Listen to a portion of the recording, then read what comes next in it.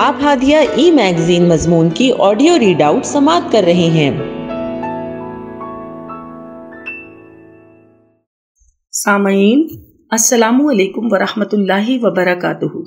میں رافعہ فرحت ہادیہ کے شمارہ دسمبر 2024 کے مضمون کی آڈیو پروگرام میں آپ کا استقبال کرتی ہوں۔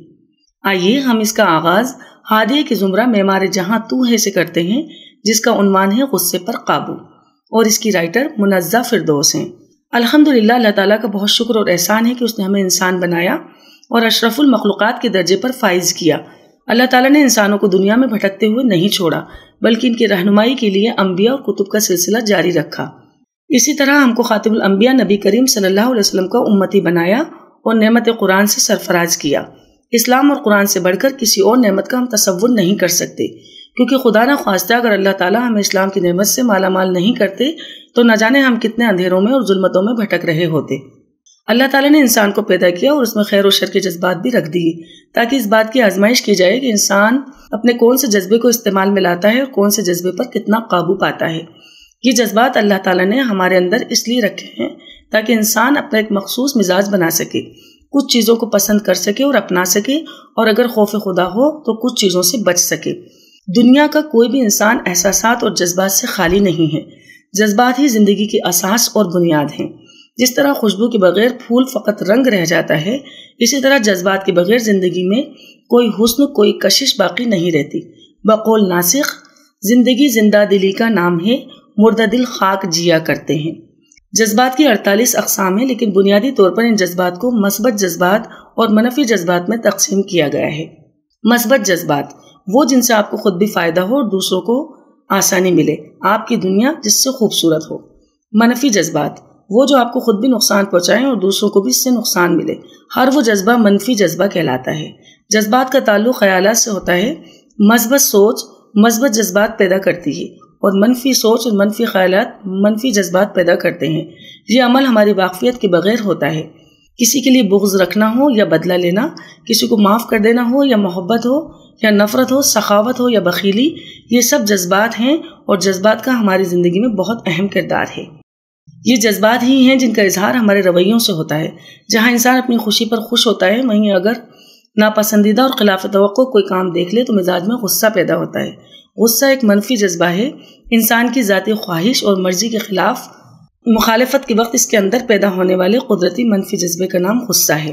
غصہ ایک نفسیاتی کیفیت کا نام ہے۔ یہ انسانی فطرت کا حصہ ہے۔ ہر شخص کے اندر اس فطرت کا وجود ہے۔ ایسا نہیں ہے کہ غصہ امیروں کی دولت ہے اور فقیر و مسکین کو کبھی غصہ نہیں آتا، بلکہ یہ ہر انسان کی صفت ہے۔ بچپن سے لے کر بڑھاپے تک اس کا ظہور ہوتا ہے، جو اس بات کی ناقابل تردید علامت ہے کہ غصہ انسانی فطرت و طبیعت کا جزو لا ینفک ہے۔ غیظ اور غضب کی کیفیت سے ہر انسان گزرتا ہے، لیکن ہر شخص کے اظہار کا طریقہ مختلف ہوتا ہے۔ غصہ ایک منفی جذبہ ہے جس پر بروقت قابو نہ پایا جائے تو ہم اکثر دوسروں کے ساتھ اپنا بھی نقصان کر بیٹھتے ہیں۔ قرآن مجید میں اللہ تعالیٰ نے ارشاد فرمایا ہے، بے شک دین تو اللہ کے نزدیک صرف اسلام ہے۔ ہمارے دین اسلام نے ہمیں ہر چیز کے بارے میں رہنمائی فرمائی ہے۔ غصہ ضبط کرنے اور جوش و غضب کے وقت انتقام لینے کی بجائے صبر اور سکون سے رہنے کی تلقین کی ہے، تاکہ معاشرہ امن کا گہوارہ بن سکے۔ غصے کی طرح انسان کی فطرت میں جو بھی جذبات ودیت کیے گئے ہیں، ان کا ایک مثبت اور منفی پہلو ہے۔ ضرورت ہے کہ ان جذبات ایموشنز میں انسان اعتدال قائم رکھے۔ اپنی ذات میں ایموشنل بیلنس بنائے رکھنا بہت ضروری ہے، کیونکہ کسی بھی شخص کا ایموشنل بیلنس آؤٹ ہوگا تو اس کی شخصیت ٹاکسک پرسنالٹی میں تبدیل ہو سکتی ہے۔ ہم سب کو چاہیے کہ اپنی ایموشنل ہیلتھ پر توجہ دیں، خود پر کام کریں اور اویئرنیس لائیں کہ مجھے اپنی ذات پر کام کرنا ہے، اپنی ذات کو نکھارنا ہے، صرف ظاہری ہی نہیں باطنی بھی۔ ہم سب کی زندگیوں میں مصیبتیں، آزمائشیں، مشکلات آتی رہتی ہیں، لیکن جو لوگ ایموشنلی ہیلدی ہوتے ہیں وہی اس قابل ہوتے ہیں کہ ان چیلنجز کو، اسٹریس اور ریسپانسبلٹیز کو ہینڈل کر سکیں۔ اپنے جذبات اور احساسات کو اپنے قابو میں رکھنا، چاہے مثبت جذبہ ہو یا منفی جذبہ، آپے سے باہر نہ ہو تو یہی ہماری صحت کے لیے اچھا ہے۔ اپنی ذہانت پر جذبات کو کبھی حاوی نہیں ہونے دینا چاہیے، کیونکہ جذبات کا صحت پر اثر ہوتا ہے۔ ہم کو اس بات کا احساس ہونا چاہیے کہ ہمیں کب غصہ آ رہا ہے اور اس کو کس طرح کنٹرول کرنا ہے۔ Anger types: irritations, annoyance, frustration, impatience, ranges. غصے کی اقسام بتائی گئی ہیں اور یہ کچھ سمٹمز ہیں جیسے پسینہ آنا، غصے میں چیخ و پکار کرنا، رونے کا دل چاہنا، دانت پیسنا، ماتھے پر بل پڑنا اور رگیں پھولنا۔ یہ سب علامات ہیں اس بات کی کہ کسی شخص کو غصہ آ رہا ہے۔ غصے کے نقصانات۔ واصف علی واصف رحمۃ اللہ علیہ کا قول ہے، غصہ وہ شیر ہے جو مستقبل کو بکرا بنا کر کھا جاتا ہے، اور یہ بات بالکل درست ہے کیونکہ غصے کی حالت میں کبھی کوئی درست فیصلہ نہیں لیا جاتا، بلکہ غصے میں ہم خود کا بھی نقصان کر بیٹھتے ہیں۔ غصہ ذہنی اور جسمانی صحت کو متاثر کرتا ہے اور کئی بیماریوں کو جنم دیتا ہے۔ جگر، لیور پر منفی اثر ہوتا ہے، بی پی، ڈپریشن جیسی مشکلات شروع ہو جاتی ہیں۔ چڑچڑاہٹ اور اسٹریس ہارمونز کا نکلنا انسان میں بڑھاپے کو فروغ دیتا ہے۔ چہرے کی تازگی اور بشاشت مان پڑ جاتی ہے۔ کاموں کی صحت پر اثر انداز ہوتا ہے۔ کاموں کو بہتر انداز میں کرنے کی صلاحیت کم ہو جاتی ہے۔ غصہ ارد گرد کے لوگوں اور گھر والوں سے تعلقات کو متاثر کرتا ہے، جس سے مزید مایوسی پیدا ہو سکتی ہے کیونکہ جذبات کے اظہار کا طریقہ ہی شخصیت بناتا ہے۔ غصے کی حالات میں ایسے الفاظ منہ سے نکلتے ہیں کہ ہمیں بعد میں احساس ہوتا ہے کاش میں نے یہ نہ کہا ہوتا۔ اسی لیے وقت پر اگر کڑوا گھونٹ پی لیا جائے تو بعد میں ندامت سے بچا جا سکتا ہے، کیونکہ تیر اور تلوار کے زخم تو ٹھیک ہو سکتے ہیں لیکن زبان سے دیے ہوئے زخم اکثر ٹھیک نہیں ہوتے۔ تھوڑی دیر کے لیے رک کر سوچئے کہ میرے منہ سے جو الفاظ نکلنے والے ہیں کیا اس کی وجہ سے کسی کی دل آزاری ہو گئی؟ ایک مسلمان کو روزمرہ کی زندگی گزارنے کے لیے ذاتی اور معاشرتی زندگی میں کب کیا رویہ اختیار کرنا چاہیے؟ جب بھی کوئی شخص قرآن اور حدیث کی جانب رجوع کرے گا تو اس کو عدل اور اعتدال کا رویہ اختیار کرنے کا وہ درس ملے گا جو رب العالمین کے رضا اور نبی صلی اللہ علیہ وسلم کے اسوہ حسنہ کے مطابق ہوگا۔ اللہ تعالیٰ مومنین کی صفات بیان کرتے ہوئے فرماتے ہیں کہ وہ غصے کو پیتے ہیں اور پیار سے معاف کرتے ہیں۔ Number 2، step process. ہو سکتا ہے کوئی شخص وقتی طور پر تو غصہ کو پی جائے لیکن بعد میں انتقام لینے کا ارادہ کر لے، لیکن یہاں اللہ تعالیٰ فرماتے ہیں کہ محسنین کی یہ صفت ہے کہ وہ غصے کو پی جاتے ہیں اور معاف بھی کر دیتے ہیں۔ ری ایکشن کرنا کوئی مشکل کام نہیں، جانور بھی ری ایکٹ کرتے ہیں، لیکن انسان جو اشرف المخلوقات ہے وہ ریسپونڈ کرتے ہیں، یعنی وہ سوچ سمجھ کر ایک رسپانس دیتے ہیں۔ اس لیے جو چیز آپ کو پریشان کرتی ہے اس چیز کے ہوتے ہی آپ تھوڑی دیر کے لیے رک کر سوچئے کہ مجھے کیا رسپانس کرنا ہے، کیونکہ ہم اس دنیا میں اسی لیے بھیجے گئے ہیں تاکہ اس بات کا امتحان لیا جائے کہ کون بہتر عمل کرنے والا ہے۔ سورہ ملک میں اللہ تعالیٰ ارشاد فرماتے ہیں، ہم نے زندگی اور موت کو پیدا کیا تاکہ تمہارا امتحان لیا جائے کہ تم میں سے احسن عمل کون کرتا ہے۔ اکثر اوقات غصے میں ہم فوراً سے دل کی بھڑاس نکال دیتے ہیں، لوگوں کو برا بھلا کہنا شروع کر دیتے ہیں، لیکن یہ نبی کریم صلی اللہ علیہ وسلم کا طریقہ نہیں ہے۔ ذرا سوچئے کہ میں جس سچویشن میں ہوں، اگر نبی کریم صلی اللہ علیہ وسلم اس سچویشن میں ہوتے تو کیا کرتے؟ ایک حدیث رسول اللہ صلی اللہ علیہ وسلم کا مفہوم ہے، پہلوان وہ نہیں جو کشتی لڑنے میں غالب ہو جائے، بلکہ اصل پہلوان تو وہ ہے جو غصے کی حالت میں اپنے آپ پر قابو پالے، بے قابو نہ ہو۔ حدیث سے معلوم ہوتا ہے کہ غصہ انسانی فطرت ہے، لیکن اس فطرت کو اسلام نے دبا کر اور قابو میں رکھنے کا حکم دیا ہے۔ ایک شخص نبی کریم صلی اللہ علیہ وسلم کے پاس آ کر عرض کرتا ہے کہ مجھے کوئی نصیحت فرمائیے۔ نبی کریم صلی اللہ علیہ وسلم نے فرمایا کہ غصہ نہ ہوا کر۔ کئی مرتبہ سوال دہرانے پر بھی نبی صلی اللہ علیہ وسلم نے اس شخص کو یہی نصیحت کی کہ غصہ نہ ہوا کر۔ نبی کریم صلی اللہ علیہ وسلم نے اس شخص کو غصے سے بچنے کی جو نصیحت کی، اس کی اہم وجہ یہی ہے کہ غصہ فقط ایک معاملہ نہیں بلکہ غصہ اپنے اندر بہت سی برائیوں کا مجموعہ ہے۔ علماء نے اسے الامراض کا نام دیا ہے۔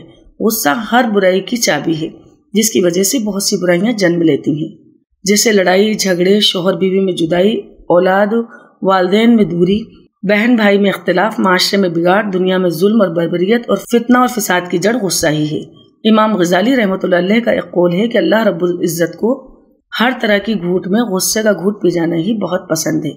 احیاء العلوم، ہاؤ ٹو مینیج۔ زبان کا صحیح استعمال اور حجت کے وقت خاموش رہنے والا غصے کی آفت سے بچ سکتا ہے۔